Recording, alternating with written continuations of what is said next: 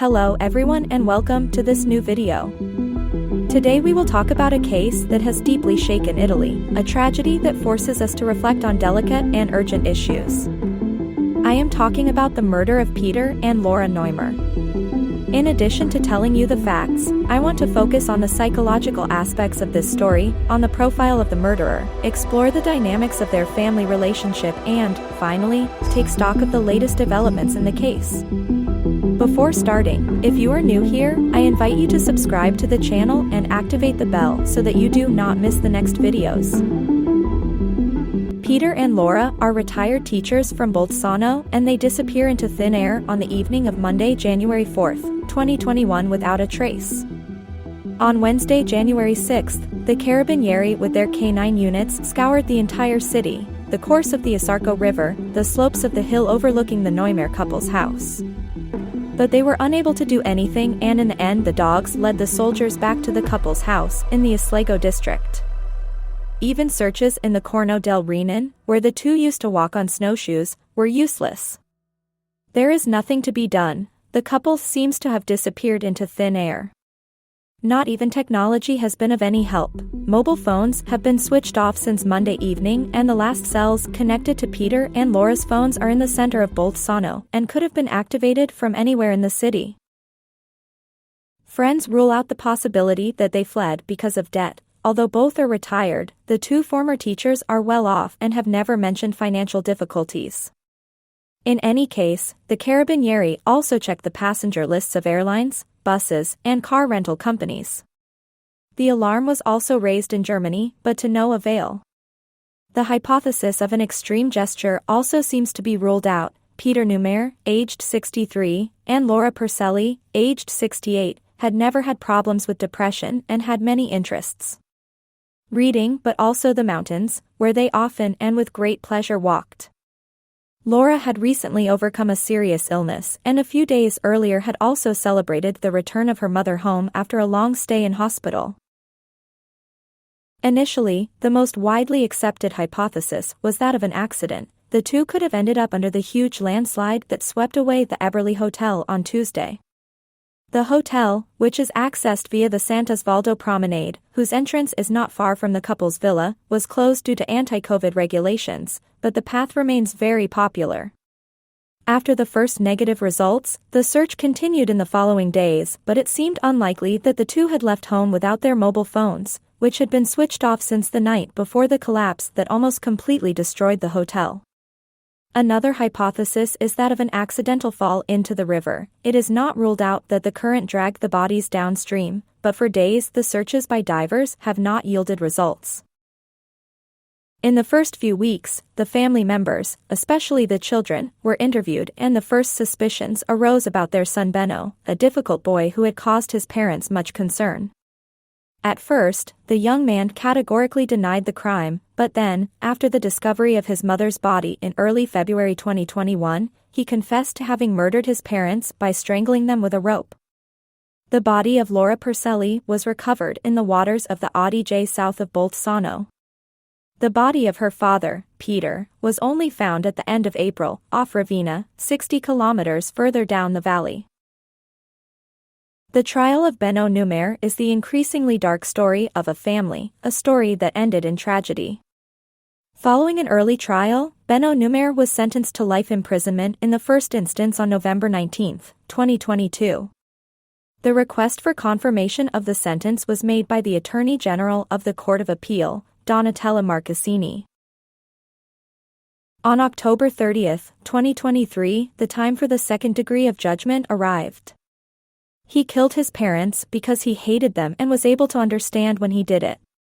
This is, in a nutshell, the core of the reasons for the sentence handed down against Benno Neumer by the Bolzano Court of Appeal, which rejected the appeal filed by the defense lawyers Flavio Mocha and Angelo Polo. The first instance sentence was thus confirmed, with which on November 19, 2022 the 33-year-old Bolzano man had been sentenced to life imprisonment. At the Bolzano trial, the last to testify in court for this crime was Adriano Speciali, an agricultural entrepreneur and friend of the Neumer family. His testimony is for the defense, for Benno. The parents treated Benno like a second-class son, while Maid was considered a first-class daughter. I openly told Laura, remember that you also have another son, not just Maid. You have to accept that your children are different. But she did not listen to me. On another occasion, I also warned Laura to be careful when she told me that Benno was using anabolic steroids, because it could be the prelude to dangerous situations. This is the story of Speciale, a childhood friend of Laura Perselli, who no longer lives in Bolzano. In her testimony, there are strong differences in treatment between the two sons, always made to the benefit of the latter. The defense relies on this to tell the story of the difficult relationship between Benno and his parents. For his defenders, this could be an attenuating factor in a line that has been clear for some time. Benno himself said in other hearings, I did not feel understood by them. Already at the time of his confession, he had said that he had killed his father by strangling him because he considered him a failure. According to investigators' reconstructions, Benno first killed his father and then his mother, who returned to the family home later. During the investigation into the couple's disappearance, Benno also tried to trick the suspects by trying to wash the car and asking a young woman from Ora to say that they had been together on the night of the crime and had smoked marijuana. During the first instance trial, the defense had requested that the 33-year-old man not be charged or that his semi-ill condition be recognized, subject to the exclusion of the aggravating circumstance of premeditation and the reclassification of the crime of destruction of a corpse in concealment. The prosecutor's office had instead requested to confirm the first instance sentence of November 19, 2022. During the second-degree trial, the two defense lawyers had insisted on Benno's inability to be held accountable, pointing out that his serious personality disorders would have made the impulse to kill his father at the end of an argument uncontrollable. According to the lawyers, the 33-year-old's capacity for understanding and will would have been totally abolished or at least seriously diminished, even at the time of his mother's murder. In the first-degree conviction, the assize court, in addition to highlighting Benno's full capacity for understanding and will in both murders, had also recognized the aggravating circumstance of premeditation, while no elements had been identified for the existence of mitigating circumstances. On October 30, 2023, the hearing at the Court of Cassation led to the final judgment. The appeal was rejected and there was no new trial in Trento, which could have led to a reduction of the sentence. The case of Benno Numere has shocked Italy, not only because of the gravity of the crimes committed, but also because of the psychological implications that emerge from his personality and behavior. During the trial, Benno revealed traits that deserve in-depth analysis to understand the motivations behind his actions. We will now explore the psychological profile of Benno Numere, analyzing some key elements of his personality, his family relationships and the dynamics that led to the tragic epilogue. Benno grew up in a wealthy and seemingly stable family. His parents, Peter and Laura, were described as loving and caring people who were dedicated to the upbringing and education of their children. However, testimonies collected after the crime revealed that Benno had been displaying problematic behavior since childhood. He was often described as a rebellious, impulsive child who had difficulty following rules. During adolescence, Benno showed signs of emotional and relational distress. He had difficulty making lasting friendships and often felt inadequate compared to his parents' expectations. These elements may have contributed to the formation of a fragile personality, prone to feelings of frustration and repressed anger. Experts who analyzed Benno's case highlighted the presence of narcissistic and antisocial traits in his personality. Narcissistic personality disorder is characterized by a grandiose sense of self-importance, a constant need for admiration, lack of empathy towards others. In Benno's case, these traits manifested themselves through self-centered and manipulative behavior. He was often described as charming but incapable of forming authentic relationships. His narcissism seemed to be a form of defense against a deep sense of insecurity and inadequacy.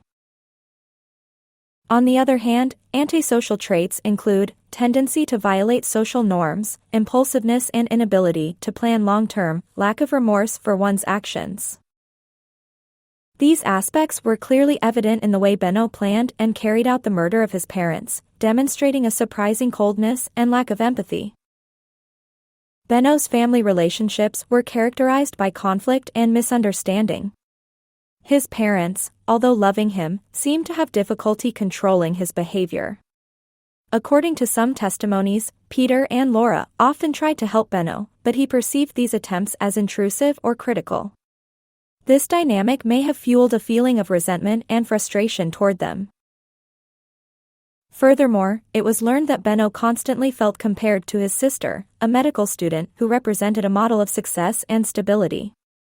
This comparison may have accentuated his feeling of inferiority and contributed to the formation of a deep resentment towards his family. On the day of the murder, Benno had a heated argument with his parents. This event seems to have acted as a trigger for his repressed anger. The dynamics of the crime suggest a total loss of control, followed by a calculating coldness in an attempt to hide the evidence. According to experts, this behavior is typical of individuals with personality disorders. The combination of violent impulses and lack of remorse indicates a deeply disturbed personality, incapable of managing conflicts in a healthy way. After committing the murder, Benno displayed a surprisingly calm and rational attitude. He tried to construct an alibi and continued with his daily life as if nothing had happened. This behavior is consistent with the profile of a person with antisocial traits, who feels no remorse for his actions and is capable of manipulating everyone for his own ends. A significant element was Benno's attempt to justify his actions by blaming his parents and minimizing the seriousness of the crime. This attitude reveals an inability to take responsibility for one's own actions and a distorted view of reality. It is also important to consider the social context in which Benno grew up. Pressure to succeed, family expectations, and comparison with ideal models may have contributed to creating an emotionally suffocating environment. Under these conditions, individuals with fragile or disturbed personality traits may develop extreme behaviors as a defense mechanism. Benno Numer's psychological profile is complex and multi-layered. The combination of narcissistic and antisocial traits and a conflictive family background created an explosive mix that led to the tragic epilogue. Understanding these dynamics does not mean justifying his actions, but rather offering a key to preventing similar cases in the future. Benno Numer's story raises important questions about the need to pay greater attention to signs of psychological distress, especially within families. Timely interventions and adequate support could make all the difference in preventing tragedies like this. If you found this video interesting, I invite you to like it and share it to make Benno's story known to as many people as possible. And if you haven't done so yet, subscribe to the channel to continue following this type of content.